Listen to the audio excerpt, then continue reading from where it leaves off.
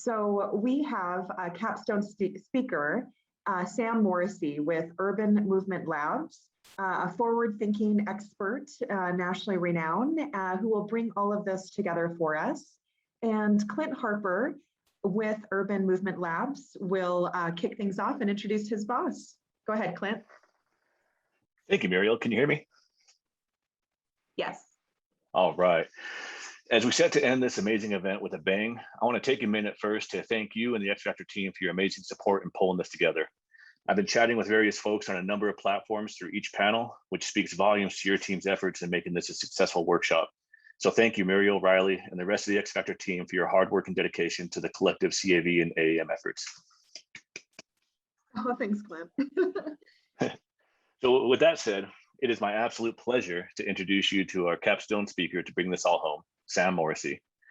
With a professional career spanning a wide variety of transportation and mobility projects, including initiatives across the United States for over 20 years, Sam works at the intersection of transportation planning, policy, implementation, and operations. Sam is an innovative, resourceful, passionate, service-oriented executive and thought leader with demonstrated success in the private sector and local government who is focused on addressing complex mobility challenges. Currently serving as executive director at Urban Movement Labs, Sam is energized by his great team and exciting new technology deployments UML is leading in Los Angeles. Sam holds a Bachelor of Science in Civil Engineering from Rensselaer Polytechnic Institute and an MBA from University of Southern California. He is a licensed professional engineer in California and Hawaii and lives in Pasadena with his wife, Ellie, and 2 children. Sam, the floor is yours. Well, so thank you so much for having me today. And I've really enjoyed these 2 days of presentations. So I just wanted to quickly recap what I heard from the first day and then the discussions today. You know, I think I loved all of the pointing to the past. We heard about the 1939 World's Fair. We heard about the Jetsons. Today, we heard about the Industrial Revolution starting back in the 18th century. I loved all of that. And I also love the forward looking. We're looking towards advanced aerial mobility. It does seem that there's some agreement that advanced aerial mobility will arrive sometime between 2024 and 2026. We heard a lot about questions about local authority versus federal authority. We've heard a lot about new funding paradigms. We've discussed some trends that are transforming transportation as we know it. And we've talked a lot about the rapid advancement of technology in recent years, whether it's in telecommunications or connected and automated vehicles and other new technology programs. In the discussion of the integration of connected and automated vehicles and advanced aerial mobility, I was particularly interested to listen about the discussion of power needs and the impacts on the electrical grid. And I love the framework for integrating advanced aerial mobility and connected and automated vehicles. In terms of the advanced aerial mobility itself, I loved hearing about a need to get ahead of this technology and to really start preparing for the slow adaptation and the ultimate inflection point where these things become a reality. Similarly, in the last presentation, we heard that connected and automated vehicles are progressing forward and that there's a lot of applications. And I loved how that also aligned with the different applications of advanced aerial mobility. And now to really close this out, I love that last response to questions about how we don't know what we don't know, the old adage of the known knowns and known unknowns. Well, I just want to point out that right now we do know where we're going. We know that we are at a period of drastic changes in travel behavior. In the last year, we've seen complete change in how people live, work, go to school. There's new disruptive technologies coming out that are really changing the way that we live, that we work, how we get around. The ways that we've traveled and the reasons that we've traveled are changing. And these technology disruptions are really affecting almost every aspect of our lives. And this COVID pandemic and what it's done to our daily lives and how we live has really dramatically changed how we're looking towards the future of what we're going to be doing. So what comes next? I'd like to take a page from the late and great Dr. Martin Wax from the University of Southern California. Marty was always a fan of pointing us to the fact that we don't know where we've been. We've gone through these stages before, and we've heard that in some of the prior presentations. The advent of electricity, the advent of the industrial revolutions, cars, different types of flying vehicles, the first vertiport in America at the top of the Empire State Building to service dirigibles. We're certain about things that are coming in the future, the electrification of vehicles and the electrification of travel, personal delivery device robots that I was pleased to hear about in the session prior to this, automated vehicles, as we've heard a lot about, and new mobility technology, and of course, advanced aerial mobility. But with these new technologies comes new challenges. In Southern California and across the US, we're really focused on equity, the equitable distribution of these transportation technologies, the equitable benefits of new technology for entire communities. Climate change and the threats related to climate change are huge. Gaps in income from social issues are tremendous. There's a large chunk of our population that's been left out of these advancements. So we really want to make sure that as we move forward, as we look to this future, we try and address these past issues. So give us some time to work it out. I love to see this chart that was reflected earlier in a presentation today, and I really focus in on that 20-year time frame in between roughly 1920 and 1940, where we saw a rapid advancement of a number of technologies. I firmly believe that over the past 100 years of innovation, we're entering a similar 20-year period. Perhaps we're already in the midst of that 20-year period. But I think between now and the next 10 to 15 years, we're going to see dramatic changes brought on by the technologies we've been talking about for the last 2 days. And that brings us to Urban Movement Labs. Urban Movement Labs is a very unique organization. We believe we're the only type of organization like ours in the United States. We're aligned to assist both the public and private sectors and truly exist in that 3P world. Urban Movement Labs is a first of its kind collaboration of government, businesses, and the community, with a focus of deploying and designing transportation technology solutions in real urban conditions in the city of Los Angeles, and to do so in a way that both addresses real community needs, as well as responds to the issues and problems caused by prior transportation and mobility solutions. Urban Movement Labs was established in November of 2019 by the mayor of Los Angeles. It reflected a new paradigm in terms of partnering the city of Los Angeles, various city departments, such as the Los Angeles Department of Transportation, Los Angeles World Airports that manages our LAX and a number of smaller airports, and the Port of Los Angeles. It also included a number of key initial partners, and those founding partners were listed on the prior slide, but those founding partners are all members of the private sector focused on mobility technology. Urban Movement Labs was founded in 2019 out of the mayor's office, and in 2020, we became a fully 501c3 independent nonprofit organization. We're here to address challenges that private sector have in terms of the ways to deploy and test new technology, the challenges of cities in terms of ways to better manage those new technologies and prepare for new technologies that arrive, while at the same time taking care of the day-to-day responsibilities that go with running a complex city like Los Angeles. And communities, they want more options, they want less congestion, they want access to jobs and higher quality mobility, and they want to share in the equitable distribution of new transportation technologies and the benefits that come with it. And Urban Movement Lab sits right there in the center between the government, businesses, and community. Currently, we have 13 private sector partners, and we're doing 11 active projects in Los Angeles. Our work focuses on 3 core pillars: our Ideas Accelerator, which is essentially where we work with the private sector or public sector, or a combination of the two, to actually identify real problems, not just the problems that very smart chief marketing officers think will sell their products. These are actual problems faced by Angelenos today in how they get around, go to work, and go to school and live their day-to-day lives. Workforce development, we are focused clearly on developing a public sector workforce of the future, building a public sector workforce that can be agile and respond to new transportation technologies, while at the same time taking care of all those day-to-day concerns. And also educating that workforce so that they understand the terminologies and the aspects of these new technologies that they'll be regulating. And last is urban proving grounds. And these are our real dedicated geographic locations within the city of Los Angeles where new transportation technologies can be deployed. And what I love about Los Angeles is it is such a large and diverse city that we can replicate almost anywhere in the country within the city of Los Angeles boundaries. A lot of people think of Los Angeles either as movie theaters and entertainment, or our downtown area, or Venice Beach, but I'd like to remind people that we have locations in Los Angeles that don't have sidewalks and have horse farms and very narrow roads and are located almost in a rural setting. So we love that Los Angeles can offer this diversity of geographies to do our urban proving ground testing. And these are just some of our partners listed on the slide before you. We provide value to our partners in many different ways. First, we really answer those tough questions that help them refine a business model. We can convene diverse stakeholders to help them better define the market or the service product, and we can facilitate that real world testing. And last, we really can connect the private industry, public sector, and workforce development opportunities. We support a number of different technologies and sectors, all related to mobility.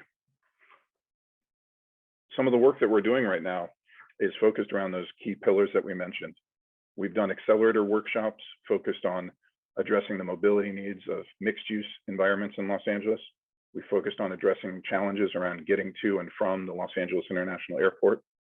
And most recently, we held an Ideas Accelerator workshop focused on electrification and electric vehicle infrastructure, really with the goal of identifying the gaps in the EV world. There's a number of different parties working on electric vehicles and electrification, but there are a number of key elements that have not been addressed, specifically focused around getting electric vehicle charging infrastructure into multi-unit dwellings, and also allowing for the electrification of distributed fleets such as Uber and Lyft, where they rely on drivers to provide their own vehicles, and how we can greatly expand the electrification of those fleets.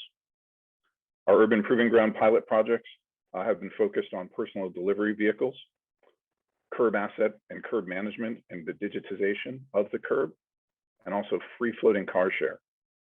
And then we're also working on a very exciting new grant funded opportunity focused on community mobility options. This is where we will pilot and test privately operated community mobility options, such as free electric shuttles, with a goal of ultimately transitioning them to a community ownership model and a community operations model. And then last but not least, we have policy efforts focused around urban air mobility, which Clint Harper spoke to yesterday. And we're doing some policy research for the city of Los Angeles right now focused on electric cargo bikes and electric mopeds. From the Ideas Accelerator standpoint, our Connecting Warner Center Accelerator was a huge initiative and was one of the first major initiatives of Urban Movement Labs. We worked with a number of different parties in the Warner Center neighborhood, which is in the central western San Fernando Valley of Los Angeles. It's a former site of Rocketdyne and a number of aerospace manufacturers, as well as some historic film studio locations. But it's recently been converted into a true mixed-use area with both commercial and residential development. Prior to the pandemic, Warner Center hosted a number of different private office partners, and those partners had employees who often needed to get to and from Warner Center or get to and from places of lunch and dining during the day, and would rely on their personal vehicles. And what we did through our Ideas Accelerator, and then later through a request for information, is we identified some key mobility challenges. And those mobility challenges were focused on reducing the reliance on personal automobiles for people who lived and worked in Warner Center, and giving them new options to get items delivered to them or find ways to be able to access the places nearby without needing their personal vehicle. Of course, with the onset of the pandemic, no people were going to their offices in Warner Center. So particularly around the testing of automated delivery devices, we noticed that the testing of the personal delivery devices was going to be challenging. But we did not want to lose momentum with our partners. We wanted to find other applications. And this is really one of the benefits of Urban Movement Labs, where we're able to ideate and help pivot with our private partners to find, again, a specific question that will help them refine their business model. In the case of our partner KiwiBot, we identified another application for their vehicles, which was using the actual sensors and data on board those devices to actually map the sidewalks. KiwiBot found tremendous value of actually going out and mapping the Warner Center area so that their vehicles could be more efficient once people return to the offices. And we were actually then able to get very useful data on sidewalk conditions, any potential damages or obstructions, ADA clearance issues, as well as identify any problems that might occur. And we've been working closely with the City of Los Angeles Bureau of Street Services, who is responsible for maintaining sidewalks and roadways, to figure out a way how to make this data useful for their current use, and then find out if these vehicles can report back over the longer term to actually provide ongoing and what I call sort of real-time 311 information back to the city, so that rather than responding to a person's complaint about a sidewalk obstruction or damage, the city can actually be notified immediately as soon as one of these delivery devices identifies it. Similarly, we've been doing a lot of work around coding the curb. Code the Curb was an initiative that the Los Angeles Department of Transportation launched nearly 10 years ago, and it's been challenging figuring out how to actually get that data that's meaningful and reliable and verifiable. And when we talk about coding the curb, we talk about digitizing all of the complex information and activities that occurs along any length of curb in the city of Los Angeles. Whether it's signage, painted regulations, bus stops, landscaping, any of the other features that are going on along the sidewalk. We are using new technologies, whether automated or manual, and really trying to test out the best approaches for gathering that curb data and then providing a valuable data set back to the city that can then be used for active management of the curb. But there's other challenges to terrestrial movement in Los Angeles and things that I'm excited to address with Urban Movement Labs. First and foremost is traffic safety. And we've heard a lot, particularly in the last presentation, about traffic safety and fatalities. I am excited to explore the benefits of automated vehicles, particularly in regards to traffic safety. I'm excited to see some of the personal mobility companies and electric scooter companies are now developing onboard safety features to actually address unsafe behaviors of the operators. I think more and more companies need to think about how they can proactively address the safety of people around the vehicles, not just the people inside of the vehicles. Transit improvement is huge. We need to get more people to utilize public transit. We need to make public transit fast, efficient, and reliable in order to access the largest market of potential riders. And we need to provide equitable mobility options. Just because you live somewhere that doesn't have good public transit, or if you live in a place where you absolutely have to own a vehicle, doesn't mean you should be tied to that. We want to provide ways to get equitable mobility to all users. And that continues when we talk about urban aerial mobility. And so this is a big focus, and you heard Clint talk so much better than I ever can about urban air mobility. We don't need to define it here for you, but urban air mobility is definitely on the radar of Los Angeles, just as Los Angeles is on the radar of virtually every OEM and operator in the world. They see the use cases in Los Angeles as immense. As many of the presenters talked about before, we have a number of different destinations and origins throughout the city and county of Los Angeles and the broader Southern California region that are enticing and that make the market for urban aerial mobility popular and potentially huge in Los Angeles. Our foundation builds upon the work of the World Economic Forum, the principles of the urban sky that came out that identified 7 principles that we will focus in developing our urban aerial mobility plans for Los Angeles. Clint's already been working under those. And in 2020, the city of Los Angeles launched the Urban Aerial Mobility Partnership. This was a partnership between the city of Los Angeles and Urban Movement Labs and our private partners to really focus on what will be the policy framework and the policy toolkit that we need to address so that we can stay on that timeline of an adoption and operation of urban aerial mobility sometime between 2024 and 2026. We've been doing a lot of external work right now, just listening to stakeholders and engaging the community. We feel that's the most crucial element to building an equitable and sustainable system. We want to get that stakeholder input. We want to hear from the communities before we start defining what this infrastructure might look like. We're focused on this model of early adoption of commercial airports, but we want to rapidly work with the city of Los Angeles to identify potential vertiport locations and actually test and see the implementation. As the last presenter, as Blaine said in the last presentation, we want to start with something. We want to get a pilot off the ground. Of course, there's other challenges in aerial mobility.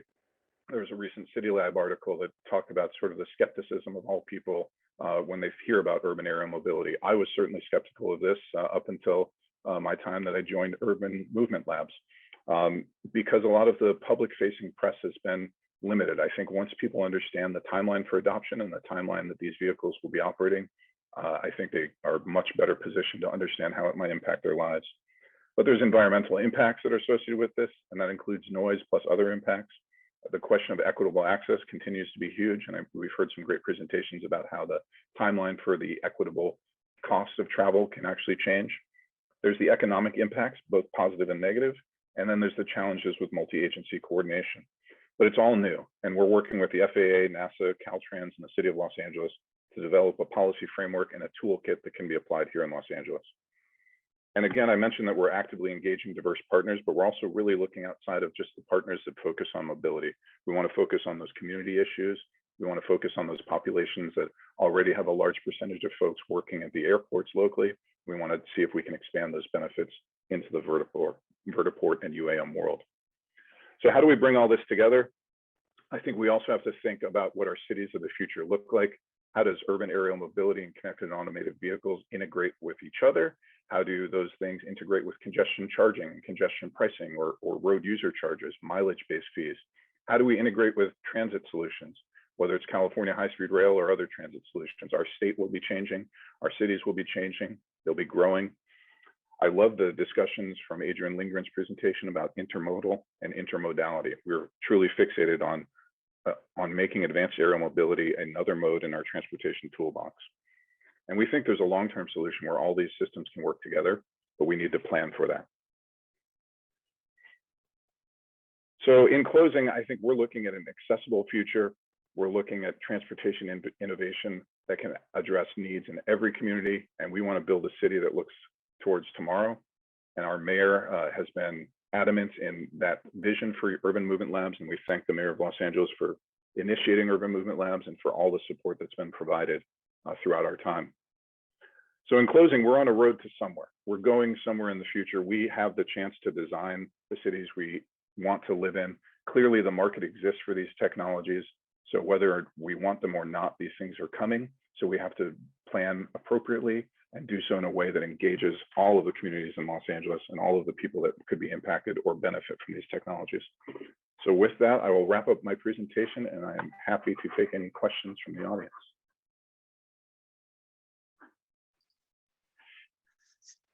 Thanks, Sam. I really appreciate it. That was really great. So one thing, I really appreciate your wrap up at the beginning of the presentation. I think that did a really good job of bringing this all home. But I was wondering, can you expand a little more on what we can learn from some of the more recent mobility technologies that have shown up in cities? And how can we ensure that our future mobility leaders learn from those lessons? Yeah, I think a great example of that, Clint, and really one of the reasons why Urban Movement Labs was formed was the sort of sudden creation of the electric scooters in Los Angeles. Whether you call it a scourge or the bane of our existence, whether you were fishing them out of the canals in Venice or pulling them out of trees in Santa Monica, the scooters were everywhere. They really caught cities off guard. I happened to work for a public agency when Uber and Lyft first came on the scene. And I will just say that the magnitude of shakeup from the electric scooters was probably 1,000 times greater than the shakeup that was created by Uber and Lyft.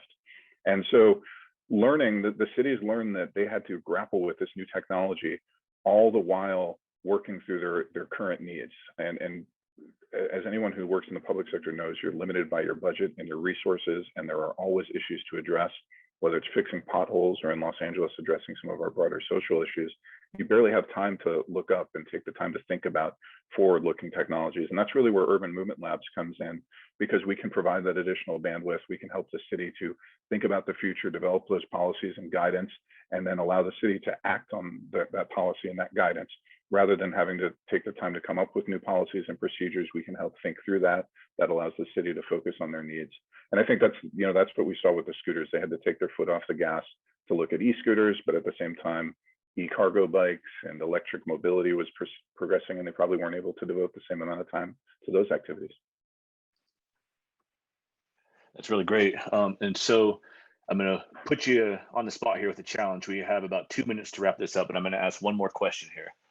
So we've heard about the challenges relating to getting fully automated vehicles into the existing and future transportation networks of cities, and now we're considering adding AAM to the mix. What can the discussions around these two different modes share between each other, and will we ever see fully automated travel? Yeah, I'm probably one of the skeptical people when it comes to fully automated travel on the ground, because I just think there are far too many variables and far too many just issues that can arise, that it's virtually impossible to design a computer that can address all of those different issues. I think there are specific applications where automation makes a lot of sense. And I think we've heard about that in a lot of the prior presentations. But I think the idea that we'll never own a car that you can drive yourselves, I think that future is a long way off. I could still see my desire to own a car that I might drive myself, but not everywhere. Maybe there's other places where I'll use automated vehicles. From the air side, however, I think you've been really valuable in helping me to learn and understand the role of the FAA and limits of jurisdiction once that vehicle lifts off the ground and who takes over in terms of managing the airspace and how they operate. I think there are a lot of features, like in Los Angeles, we've been exploring something called the mobility data specification for managing and sharing the data, primarily the vector, the speed and heading of terrestrial vehicles within that specification. I could see the mobility data specifications model being expanded, particularly around these conversations around automated air traffic management or different systems for managing these more urban aerial mobility type of aspects. That's awesome. Really appreciate your presentation and the time you've taken to do this. It's been really insightful. And with that, Muriel, I'll turn it back over to you. Yeah, that sounds great. Thank you so much, Clint. We just have a few housekeeping items left that we wanted to alert our participants to, and then we'll be wrapped up. So thank you to the Utah Department of Transportation and the Federal Highway Administration for co-hosting this important national peer exchange on innovation and transportation technologies. It's my understanding that this is the first ever event of its kind that has brought together both public and private sector experts on this scale to discuss the literal and figurative intersection of both connected, automated vehicles and advanced air mobility. So thank you to all of our speakers over this 2-day period. They worked really hard to prepare for this event, and we appreciate their expertise and participation. We also appreciate all of you for participating as well. We hope that you felt that the information shared during this event has been valuable and that you've learned something that you can apply in your own work. Just a few housekeeping items and then we'll let you guys go. So all sessions have been recorded and will be made available to you. You all would have registered for this event, so we've got your email address and we'll make sure to send you an email in the next week or so with links to all of the session recordings. If you have any questions that were not answered during any of the sessions yesterday or today, feel free to email us at info@xfactorutah.com. That's info@xfactorutah.com. Please email us not only your question, but also the speaker that you are directing that question to, and we will work to get that answered for you. So thank you again for your participation, and we hope to have you participate in future events as we have them. With that, take care, everyone, and we'll talk to you later.